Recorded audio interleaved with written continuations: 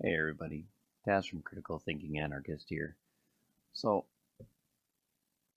NRA decided to show, as probably a stupid tweet, the AR-15 is the modern day musket, an everyday gun for everyday citizens. Again, probably not the best way to tweet anything, but it is the NRA and they live to kind of a shit post. And of course, this sparked all sorts of controversy from a bunch of people, as it usually will. So I wanted to go in. I had a script planned again for this type of thing. And so we'll just kind of go through that first, and then I'll go through all the internet stuff here. So first of all, let me state unequivocally that pretty much nobody wants the amount of current gun violence, let alone more gun violence, or any gun violence for that matter. Nobody is sitting here honestly believing that the law-abiding citizens are the ones going out and killing people. And thus brings us to the crux of the counter argument that killing is already illegal, so why would making more guns illegal help reduce killing? Most of the gun control debate, or at least the controversial part, is centered around the control of guns. That is, who owns them, how they can be obtained, etc. So how do we start on this when it's such a hot button topic? Well, let's start with the US Constitution, specifically the Second Amendment. It reads, "A well-regulated militia being necessary to the security of a free state, the right of the people to keep and bear arms shall not be infringed." Now, what does this mean?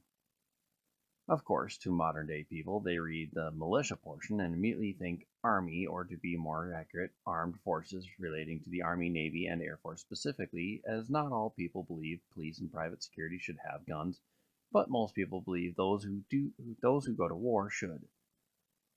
They're not entirely wrong, as the militia back then would have meant armed forces. However, many of those armed forces were not career soldiers or enlisted men. Most were private citizens who worked with the enlisted men to secure the colonies over time. James Madison, one of the framers of the Constitution, even wrote in Federalist No. 46 that a federal army could not be kept in check by state militias.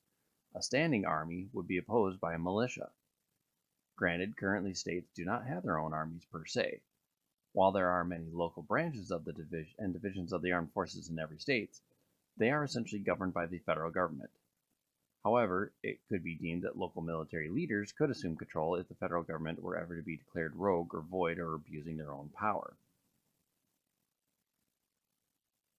And this is something we actually did kind of see fairly recently, with people stating that governors should control their local branches, and to a point they do, but in the end, it's going to be the president. The whole point of the US government is a system of checks and balances within the bureaucracy. You have three branches of legislative, which is Senate and Congress, which tend to check and balance each other, but also oversee the executive, which is the president, who oversees the legislative, and judicial, which is the court system, who oversees the other two as well. While the president controls the armed forces as the commander-in-chief, the legislative is technically the branch that determines when and where they are needed. But that gets into a whole other messy situation that we aren't talking about today. The point is, nobody checks and balances the military in the form of government.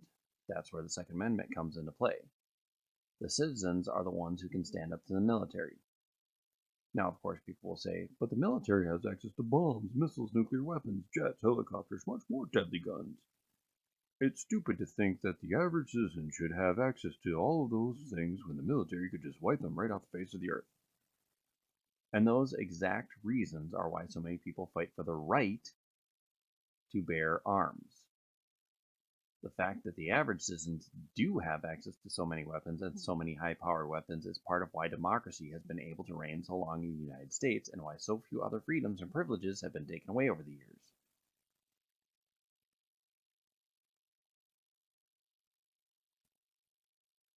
In the current day, you don't have to look very far from your own televisions to see what the US could be like under the wrong president. People were willing to give Obama near unilateral powers because they thought he could do no wrong. Now imagine him having those powers and then Donald Trump coming into the presidency and having access to those same powers.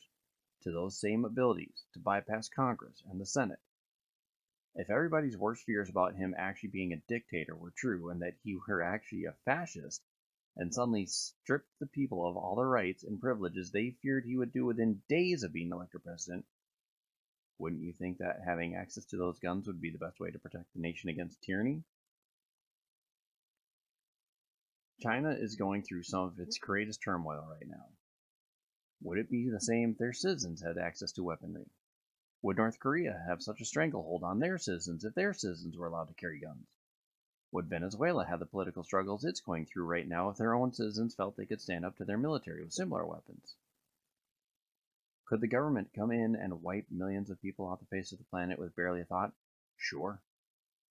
But what good is ruling a place with no citizens? Especially if you use nuclear armaments, not only is everybody dead, but the land is also unusable for decades, if not longer. Then there's the fallout portion that can hang in the atmosphere for years and taint so many neighboring areas for hundreds and potentially thousands of miles, depending on how many are used, where they are used, and how they are detonated. So, alright, say we rule out nuclear armaments. Missiles and bombs, then? Well, missiles and bombs still present a lot of collateral damage. What if you have one person who is against you in a neighborhood of people who are for you? So you destroyed that one person, but also destroy a bunch of people who supported you. Well, no, now you have a bunch of people who are friends and family of those people who suddenly no longer support you, and again, it gets messy quickly. Alright, so that pretty much rules out all heavy equipment, such as tanks as well. So now we're down to strike teams. A smart survivalist can handle most strike teams fairly effectively with lots of homemade stuff and a cache of weapons. We've all seen Home Alone and plenty of action movies. Think of Kevin as a 30-plus-year-old with tactical training who knows how to direct his enemies through the neighborhood and his own house. Think of him having access to hundreds of guns and household chemicals mixed in the right proportions. Think of him having some sort of bunker. To date, he's done nothing wrong or illegal. He's not a murderer, or thief, or terrorist, or anything else. But him having all of these things puts him on a list that the government wants eliminated. As an American citizen, he has a right to defend himself against a tyrannical government. The Second Amendment has a unique tag within it: shall not be infringed. Technically speaking, any law that prevents a U.S. citizen from owning a gun is unconstitutional. However, the people of the United States have made some leniency when it comes to those who are a danger to the public, despite this unconstitutionality. A person who has been convicted of a felony or greater charge cannot obtain a gun. Gun permits are required in many states and localities to buy and carry certain types of weapons. Background checks must be performed and waiting periods followed before private citizens are allowed to buy most guns. And, as the argument is often made, a law-abiding citizen has nothing to fear, which is true. The problem is, the people we are trying to keep guns out of the hands of are not law-abiding citizens. You cannot prevent crimes by punishing the innocent. A crime is only a crime when it is being committed. Until then, it's just something that might happen. If you think your child is going to take a cookie from the cookie jar, do you send him to his room before he's done it? Of course. Most people say no, you take away the cookies. The cookies in this analogy being the guns. But cookies aren't inherently dangerous, so this is a bad analogy. Alright, a better one. Most people would agree that it is the right of everybody in the world not to starve. So, you have a person who is hungry, not starving, not broke, not homeless, not in exile of any place, just hungry. She takes food from her local grocer and eats it. Should she be punished? It's her right not to be hungry. It's her right to be able to eat. These are all slanted analogies, but they should at least get the point across enough to say that keeping guns out of law-abiding citizens shouldn't be the point. The point should be keeping illegal sales of firearms from happening and preventing people from killing each other as best as possible without infringing on their rights. So the problem is, people are assholes. People have been killing each other for millennia. Even when you look to other nations that don't have guns or don't have as many guns as those in the US do, they have plenty of other killings. Before guns were a problem in the United States, people made homemade bombs. Pipe bombs and mailbox bombs were a problem for years. People were honestly afraid to go to their mailboxes. Mail carriers were afraid to sort and deliver packages. Nobody banned the mail. Nobody banned small pipes. In Canada and England, stabbings are rampant and there's little that can be done. England tried implementing an age ban on knives where it's illegal to sell to anyone under 18 and you must present ID to buy a knife. As if every household doesn't own multiple kitchen knives or that just about anything could be made into a shiv if possible, or if people were intent on stabbing and cutting each other. The argument there is, most people live through stabbings and you can defend yourself, you can see it coming. Knives are incredibly easy to hide. Anybody and everybody has access to multiple knives, and much of the time, the intent isn't to kill, but to maim or disfigure. The intent is to cause harm. If people wanted to kill with knives, they would and often do. A crowd of people is just as susceptible to being victims of knives as by guns, and possibly more so. Knives are also made out of just about any material known to man, so can be snuck through metal detectors and pat-downs. To sum up, the scripted portion. To sum up, the reason the current gun control debate is stupid is that there are so many other ways for people to cause harm. People don't use guns to kill because they are cheap or accurate. In fact, the opposite is true. They're expensive and often one of the worst ways to attempt to kill. If you're untrained or not focused and are in a hurry to do as much damage as possible, they are bad. Just go play your favorite first-person shooter game and start running around trying to hit as much as you can without getting hit yourself. The difference is, the game is easy to use. Any idiot, or difference is, no, not the game. The guns are easy to use. Any idiot can pull a trigger and it only takes a few seconds to learn how to load a gun. If guns were more complicated, nobody would use them. Bombs are more effective, but complicated to make and make sure they go off properly. Knives are more effective, easier to obtain and hide, but require skill in use and time to set up an effective plan. Guns, in the sense of murder, are for idiots. How do you prevent idiots from murdering? You pretty much have to be pretty stupid to actually want someone dead. Background checks only do so much. Maybe they do prevent some people from buying guns. The problem is we are seeing today people who've never officially had a problem with the law before. Red flag laws can be massively abused. Your neighbor whom you just don't get along with, call him on a red flag law. Your coworker who just pissed you off again, red flag law. That teacher you just don't get along with, red flag law. Your relative who got too drunk at the family reunion and embarrassed you, red flag law. The answer is, there is no good answer. If there were, we'd have come up with it by now. In fact, many of the laws do have many of the laws that we do have either aren't enforced or aren't enforced properly. Much of the time, if those laws were enforced properly, the rates of crime we do have would be much lower.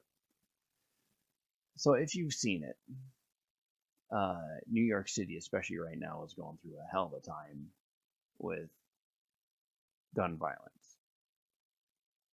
I live in the Twin Cities metro area, and there's been an uptick in gun violence since the whole Black Lives Matter, George Floyd riots and everything else. There are more shootings that are going on. My guess is that most of these weapons are not from legally obtained means. They are likely stolen or bought off the black market. So in this particular case, you have two former military people. David Weissman, who's been a fairly active guy in this whole thing. He's a former combat veteran, according to himself, former Trump supporter, former conservative Republican, now liberal Democrat, and whoever Jen Fanton's boyfriend. I don't know who Jen Fanton is. Good luck to you, Jen.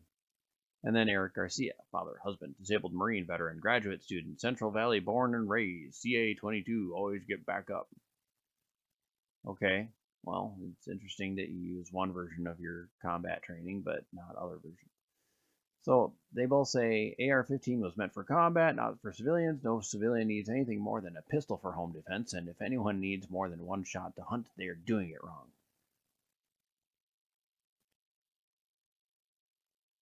It's kind of a weird thing here. I mean, a lot of people need more than one shot to hunt. It also depends on what you're hunting. Also depends on your kill limit for what you're hunting. Say you're going to be hunting a bear. There are not many bears that are going to be taken down by one shot unless you hit it dead center perfect in the heart or maybe the lung. If you're going for, other big game, a lot of big game, you're not going to be able to take down with one bullet. It sucks. So, we'll start with Mr. Weissman's comment. And please, everybody, I know all 15, 20 of you guys, do not contact these people. They get enough backlash on their own for their own stupid comments. They don't need me adding fuel to their fire, but they are both blue check marks. So, I can't stop anybody from doing what they're doing, but please don't do it on my account. So the AR-15's rifle is a lightweight semi-automatic rifle based on the Armalite AR-15 design. It was done in, I believe I thought it said at one point that they started making it in around 1957, but now I can't find that somewhere. So anyway, they sold the patent and trademarks to Colt Manufacturing Company in 1959. Now, what was going on in 1959? Well, that was right around the end of the Korean conflict, the U.S. involvement anyway. So a lot of people were coming back from that, from that area. A lot of soldiers were coming back from that area. So it made sense for weapons manufacturers to say, hey, we're going to start selling a military style of weapon. So the AR-15 is closely related to the military M16 M4 carbine rifles, which share the same core design and have the same operating principle. The term AR-15 is now most commonly used to refer to only the civilian variants of the rifle, which lack fully automatic function. Oh, 1956 is when it was designed. There it is. Armalite designed a lightweight selective fire rifle for military use and designated the Armalite Rifle Model 15, or AR-15. So, by the way, AR-15 does not mean assault rifle. It means Armalite Rifle Model 15. It was based off of a different gun, the AR-10, which was a bigger, badder version with a bayonet and everything. So this was supposed to be the smaller, lighter version, the easier to use gun. And yes, for military use. And again, in 1956, we didn't have we didn't have the assault weapons ban. We didn't have it where you had to worry about selective fire or fully automatic or semi-automatic or anything like that. It just, weapons were weapons. That's, guns were guns. That's basically all it was.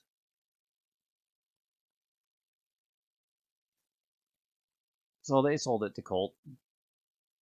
Colt came out with their Colt AR-15, and originally theirs was chambered in a 5.56 45 millimeter.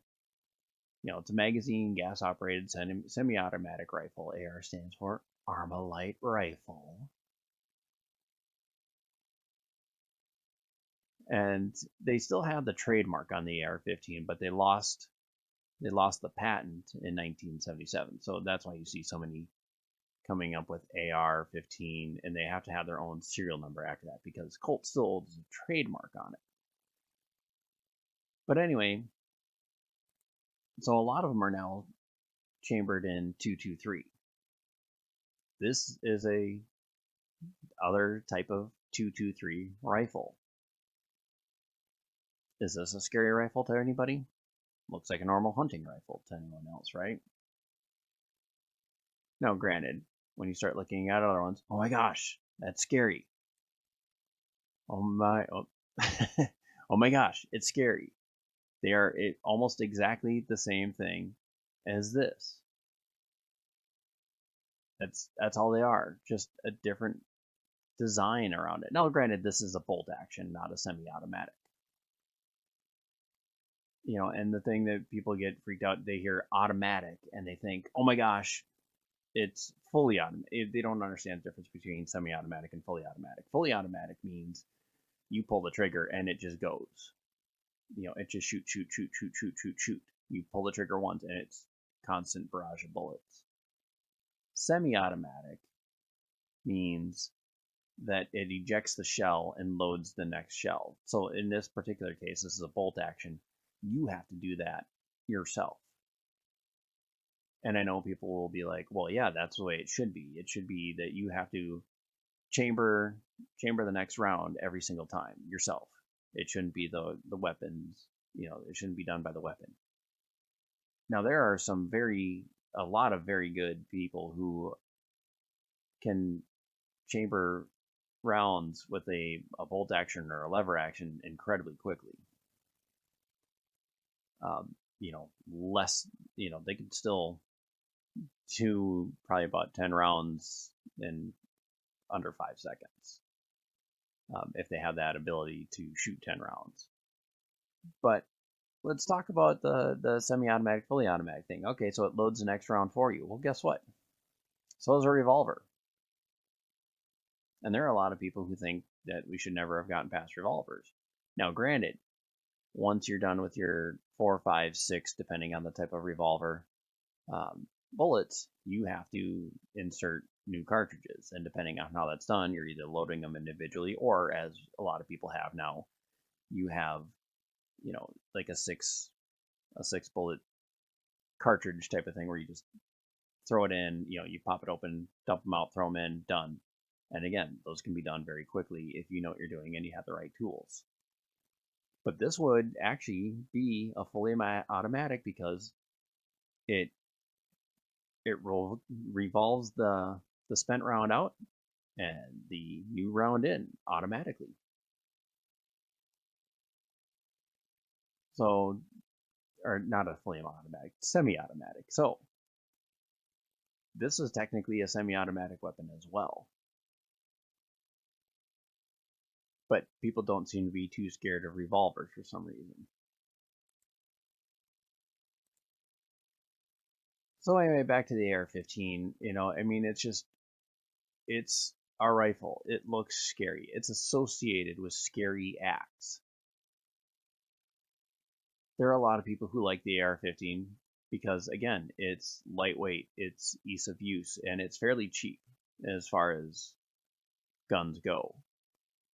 I mean, when you're talking, $400, $500, $600 for certain AR-15s, granted, depending on who it's made by, how its use is, and everything like that. A lot of people will say that it's a quick and easy gun, but a lot of gun enthusiasts prefer other weapons. Military people would prefer an M16 or the M4, depending on.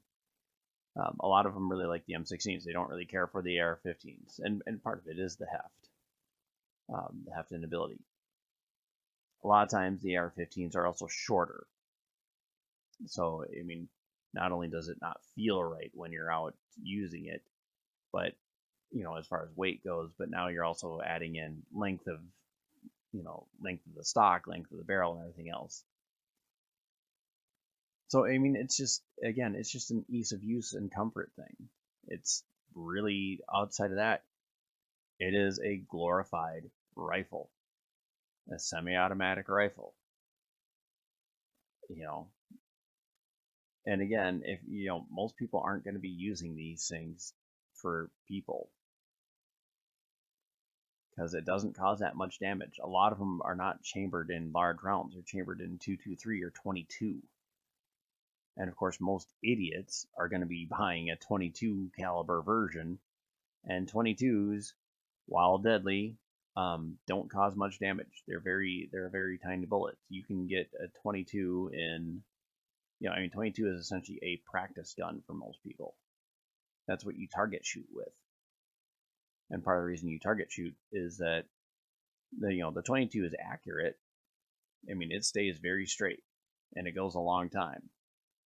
So you don't have to worry about things like wind and drop as much as with larger rounds.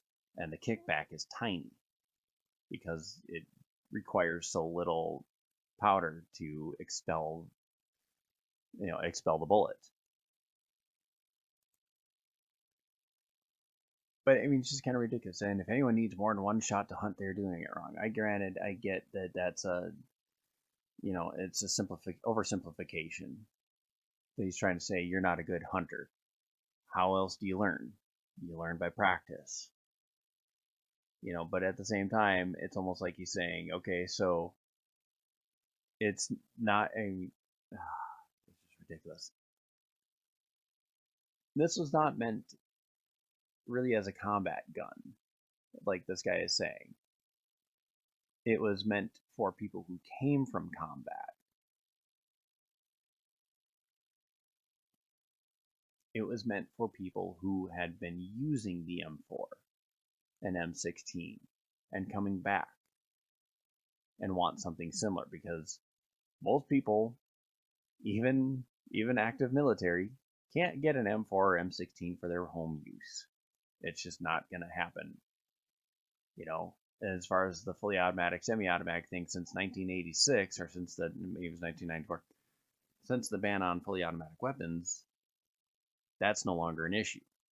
You have to have a gun made before 1986 to even get that ability. And even then, you have to have paperwork, essentially grandfathering you in. And you have to, even now, when you do that, you still have to, it's a massive process. It's a lot of red tape. No, pretty much nobody who has that ability, unless they're gonna go on a massive rampage. And again, there are easier, cheaper ways to do it. It's just not a good way to do any of it.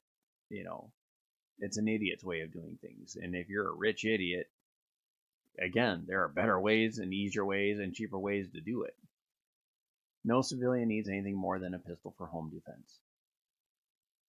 Even Obama himself said a shotgun is probably one of the best things you could use for home defense. Problem with shotguns is they're fairly large. It's tough to walk down a hallway with a shotgun, because the barrel is going to be fairly long, so you're probably going to smack into the hallway wall if you do that.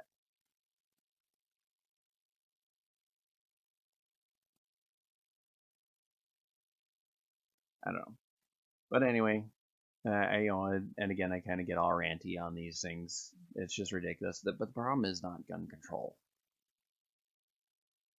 The law-abiding citizens are not the problem. The problem is gun education. A lot of people don't know how to treat their guns properly. They don't know how to store them properly. They don't know how to clean them properly. They don't know how to keep them out of the hands of their children properly. They don't know how to keep them concealed properly when they're on their person, or there's a lot of different ways that people do things wrong, that guns are the problem. But it's not the guns that are a problem, it's the people that are a problem. People are idiots. People want to hurt each other. People want to kill each other. Why? Why do people want to hurt and kill each other?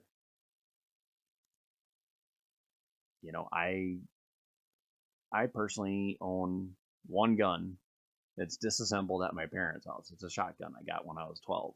It's a 12 gauge shotgun when I got when I was 12.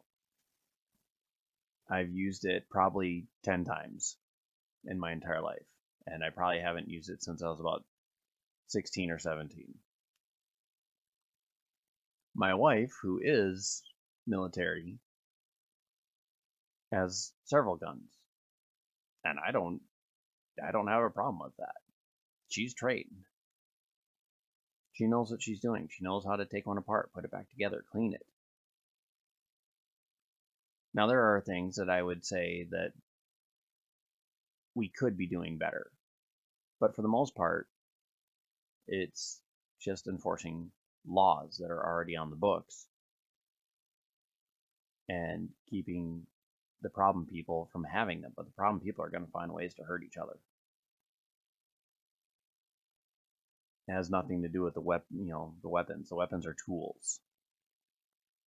Take away guns, and you're going to have a stabby country like Canada or the UK. Take away those, and you're going to have something else. Maybe it's bow staffs. Maybe it's bow and arrows. Maybe it's worse. There are plenty of YouTube videos and websites that exist that show you how to make much far worse weapons. The problem is, again, education. It doesn't, it takes time and effort to learn how to make these things and use them. But once you do, they're fairly easy. But who wants to put that kind of effort in when you can just buy a gun, buy some bullets, point and shoot, hope you hit something? Anyway, that's all for today. Thank you very much for watching. I hope I enlightened some of you. I hope you guys, walk away a little bit better for this. And just take care out there.